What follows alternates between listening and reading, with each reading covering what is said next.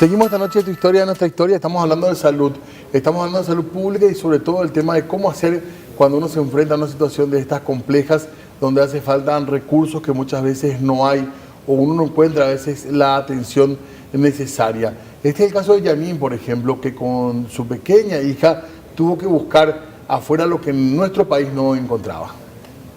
Bueno, Martina se le diagnosticó cuando tenía 2 años, 8 meses.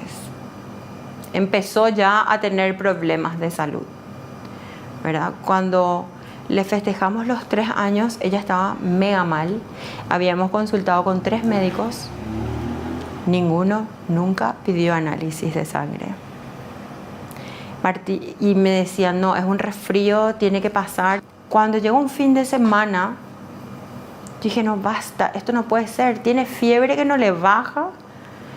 Tiene que haber alguna cura, no puede ser, es un resfrío. Cuando se le hizo los análisis, yo veía que los doctores corrían en urgencia. Dije, ¿qué pasa? ¿Será que hay alguna urgencia? Y yo no sabía que la urgencia era mi hija. Que esos 3 médicos que le vieron, nunca nadie pidió un análisis de sangre para mi hija. Es porque realmente ella tiene la hemoglobina muy baja y le trajiste a tiempo, porque unas horas más y ella ya no estaba entre nosotros. Cuando vino a las 5 de la mañana, yo no pude dormir esa noche, porque le veía por primera vez a mi hija tan chiquita que le goteaba sangre para que ella pueda vivir y no entendía por qué. Y necesitamos hacerle una punción en la médula a Martina, porque quiero que estés tranquila, me dice. Yo le dije, sí, porque si no, a mí me desespera más que no me digas. Y me dice, ¿queremos descartar? O en realidad no es descartar, me dijo, es en realidad asegurarnos que Martina tiene leucemia.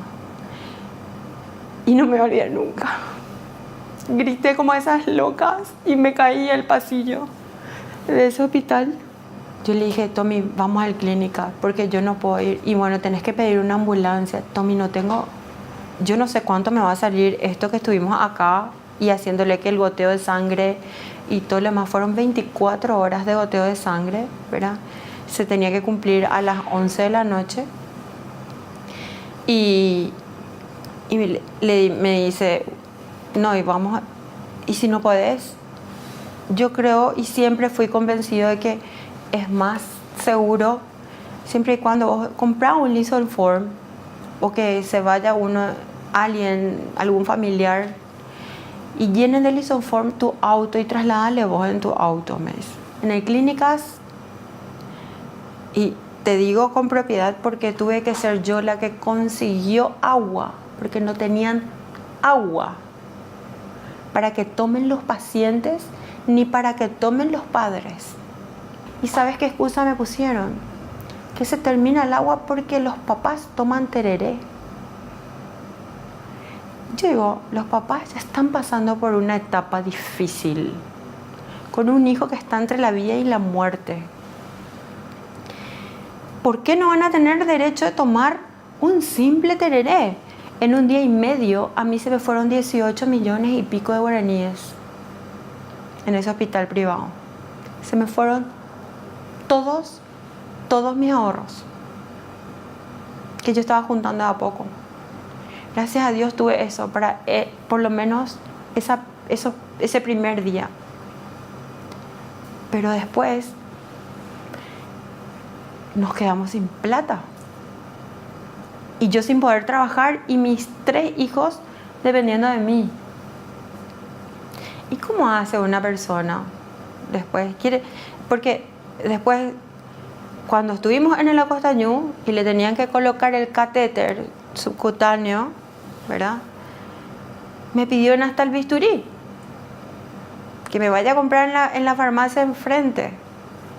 Porque no tienen bisturí. Tuvimos que pagar análisis que estando en el clínicas teníamos que hacer en un laboratorio enfrente al clínicas y te decían luego, queremos de tal laboratorio y eso tenés que pagar. no había suero. Bueno, qué difícil que tener que enfrentar gastos económicos, doctor. Para ustedes, tienen un departamento de asistencia social. ¿Y qué se hace? ¿Qué hace el médico cuando...?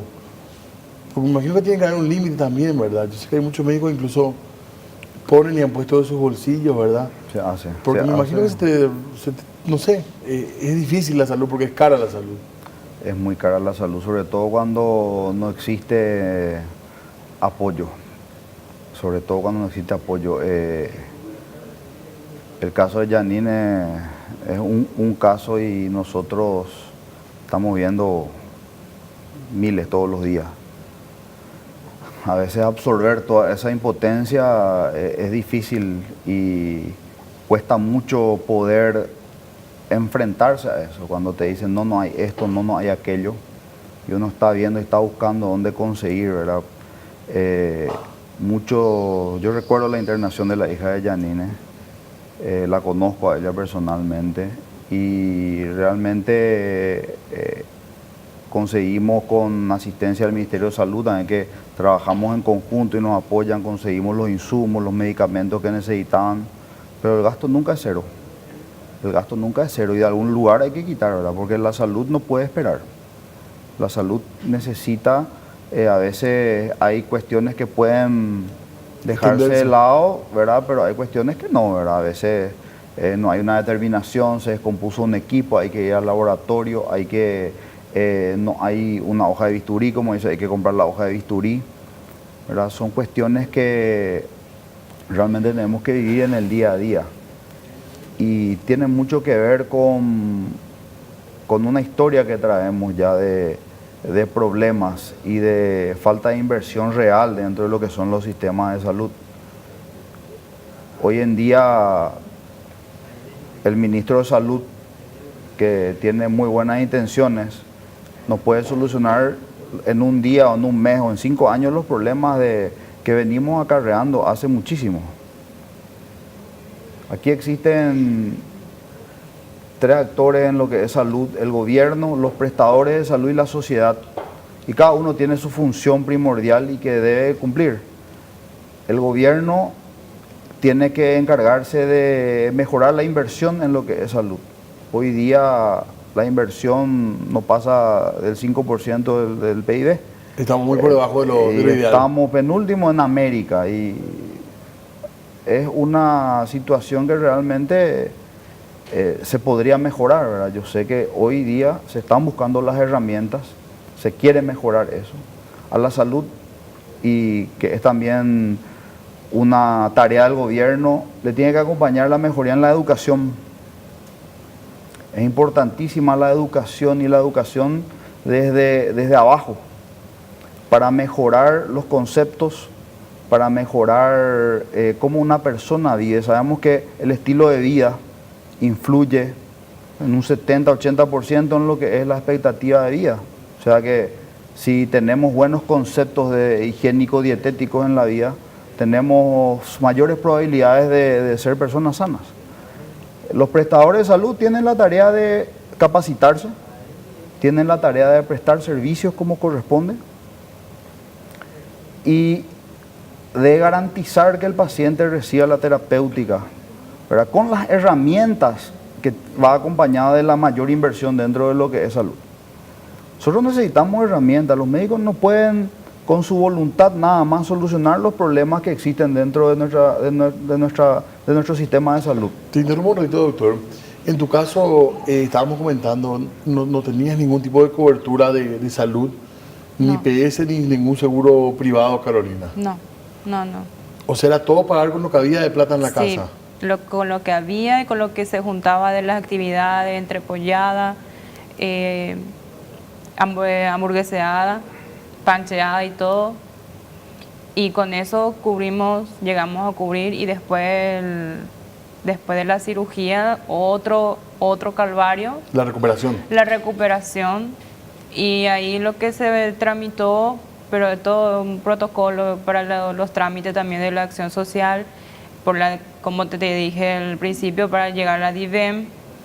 Me dieron para hacer por un año la quimioterapia, porque quedó en el cerebro un poquito del tumor que no pudieron más tocar.